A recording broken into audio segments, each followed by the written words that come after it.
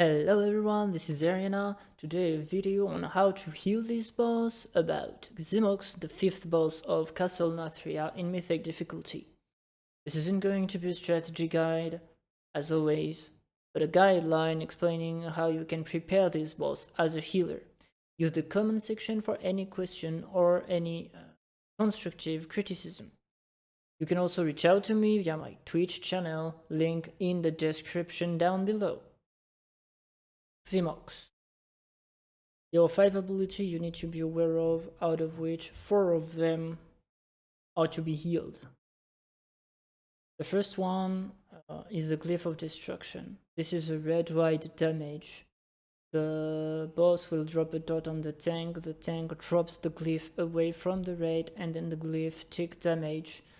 And the closer you are from the glyph, the higher the damage you will take. On this ability, you will use a cooldown each time. The second ability, the Hippolyte Spark. This is a red-white damage in a particular form. This is an arc light that is bouncing into people up until everyone got hit by it. Third ability is the Withering Touch. This is a heavy single target damage, and by heavy I mean it kills people very fast if they don't receive healing. You need to be very aware of. There's no really healing cooldown to use on them, but what you want to do is to keep them up as much as possible, because they can get killed by anything else. The fourth ability is the Edge of Annihilation. This is a red-white drag to kill ability. Basically, the Edge of Annihilation will occur in the middle of the room. You will get dragged towards it, and if you don't go against the wind, you will die. The fifth ability that is not to be healed is the Fixate. I'm talking about it because it will affect how you have to handle abilities.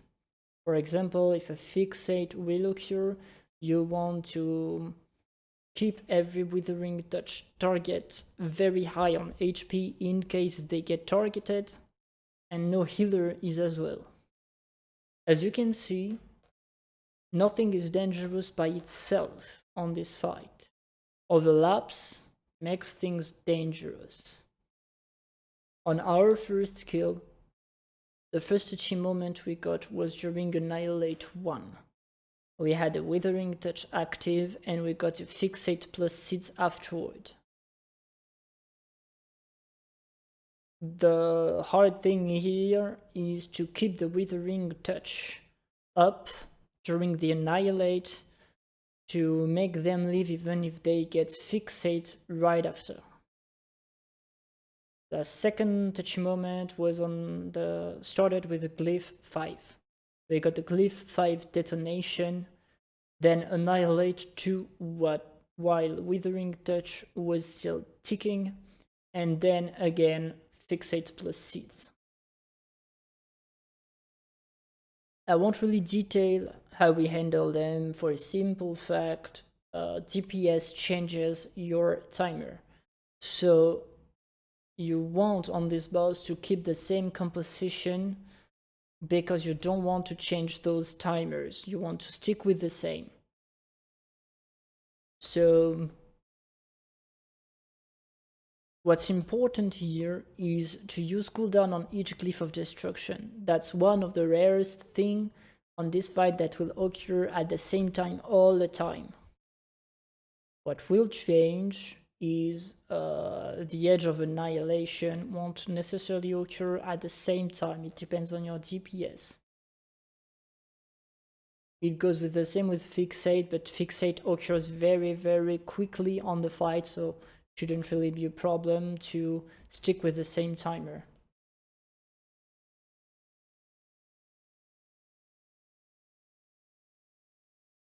How I recommend to handle things is as following.